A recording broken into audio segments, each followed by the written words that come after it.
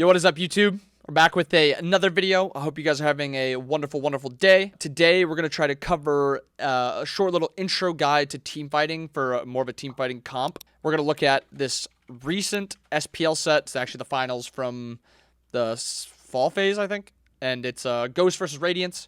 They both have pretty high team fighting comps. They're both pretty normal comps. The only real thing is Polar Bear Mike's playing Nox, which is not a normal Guardian, normal support. It's a little bit of a different one, but she kind of plays mostly like a peel support. So we're just going to include her in this. We're going to start from support, and we're going to go all the way over to solo, and we're just going to cover what their jobs are, where they position in a fight before it starts, and what they're looking to do. For support, there's two types of supports in a team fighting comp. There's the engage support, and then there's a peel support. In these comps, perfectly, just like we want, one of them is peel and one of them is engage. Aurora is going to be the engage for Radiance, and Mike is going to be the peel, and basically he's just going to try to keep the mid and ADC alive on Ghost. Aurora's entire job in this comp is to start off the fight and get this cursed Onk that he has onto Twig and as many other people on the enemy team as he can.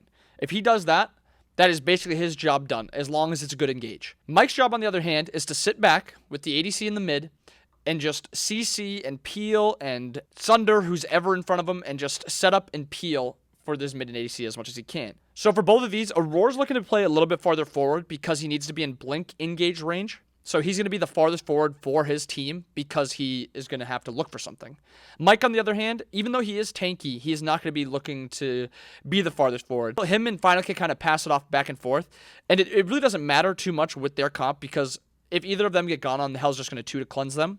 So Mike can either be the farthest forward or second farthest forward. Now we'll look at the ADCs. ADC's job is just to hit who's ever in front of them.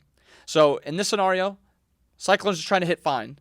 In the other scenario, Panda Cat's just hitting a roar. Just hit who's ever in front of you. They are usually the second farthest forward because they want to be able to get their damage off, and you don't want your mage getting engaged on. So they will be the second farthest forward, and all they want to do is just hit who's ever in front of them. The last thing they want to do, though, however, is be in blink range. Engage range, so like Athena dash taunt, Geb blink ult, you do not want to be in range of that.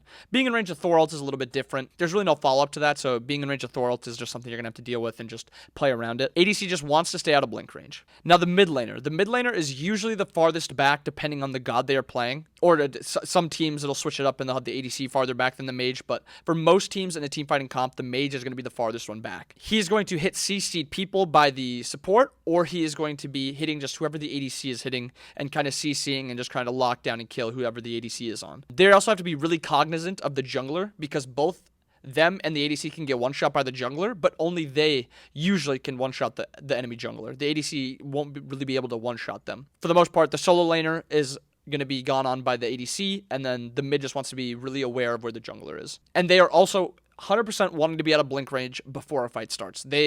So in this, you see BMT is farther back than anyone else other than Cyclone, who's kind of flanking off to the side, hitting Fine, so Fine can't get the flank. He's mostly just trying to avoid Fine being able to get onto BMT. Junglers. Junglers are weird because it depends on what kind of jungler you're playing and what god you're playing. There's the primary engage jungler, and then there's a secondary engage / just dive assassin. And you have both of them here also. You have Sam is going to be the primary engage for Ghost. And adapting is going to be the secondary engage, or the assassin is just going to look to one-shot the mage and ADC after Aurora's gone in. Looking at this fight, adapting is playing far back. You don't want to be in vision as the assassin / secondary engage. You want to be able to just sneak around and get like a nice little flank off. And then the Thor also. He is playing a little bit farther forward because he's not looking to ult right now. He's just looking to wall because Aurora looked for the engage. He's trying to use a little bit of his CC. But the assassin is usually going to be the farthest one away from a fight, and they will usually not be grouped with the rest of the team. Lastly, the solo laner. The solo laner is going to be the farthest forward or the second farthest forward, usually just outside of blink range. Unless they are looking for a blink play, then they will be just inside of blink range because they're looking to start a fight. They can also be the engage. They don't have to. They can be either the support, the ADC, the solo. Any of them can be it. And then the solo's entire job, 99% of the time, is just to dive the mage and dive the assassin. Depending on which god you're going to be able to kill better, who you're going to dive better against, which god is easier for you to kill, you can go on either the mage or the assassin. A lot of the time, it will be the mage you're going on because their burst damage isn't going to be too much against you, and that constant ADC damage in the late game, you're just going to be getting 10 autoed by them, and you're going to be getting killed. With Thorns how it is right now, though, even right now, ADCs are going to be doing a lot of damage, but you will be able to dive ADCs with your Thorns. If you do not have Thorns, or if you did not buy Thorns, if you opted for an Onk instead, or Blink Beads, you have to be very, very aware of the ADC, because they will do a lot of damage to you, and they will be able to kill you. Alright, let's take a look at the team fight. Roar blinks in. He is the primary engage, so he's going to be looking to start the fight, and he's going to try to get his Onk off into as many people as possible. Let's see what happens. So Roar blinks in for the engage. And Ghost plays this perfectly. Well, actually, let it go a little bit more. So, Radiance blows 3 of their ults. Ghost has all their ults except Mike's, which was just used and is still going to be in play right now.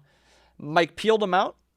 Mike is then peeling and then setting up for the rest of his team. And his ADC and his mid are just hitting who's ever in front of them / CC'd, which is going to be Aurora in this case.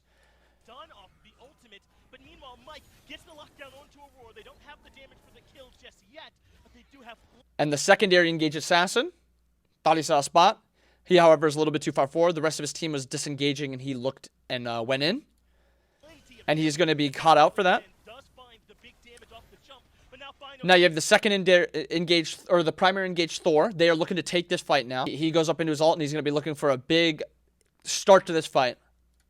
Right on top of him, the slows are stacking, and adapting falls. Sam dunks in as well, and that locks. They're kind of running through this fight right now, but you have your solo jungle support leading off the fight, and Ghost just kind of rolls through the rest of the fight.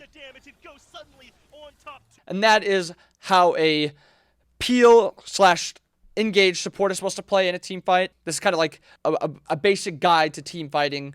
I gave you a couple of examples too with the gods that they are playing. If you liked the video, please leave a like. If you have any comments about it, anything else you were curious about, anything that I may have missed, anything that, I don't know, just anything at all, please comment. If you also aren't subscribed yet, please subscribe. I really enjoy doing these, and I plan on doing more. I'm going to try to do Monday, Tuesday videos as a couple ranked gameplays, and then Thursday, Friday, I'm going to keep to off-Twitch videos that I just am interested in, and I know other people are interested in. So that's what I'll be doing for a lot of the time now on. Thank you guys so much for watching. You guys have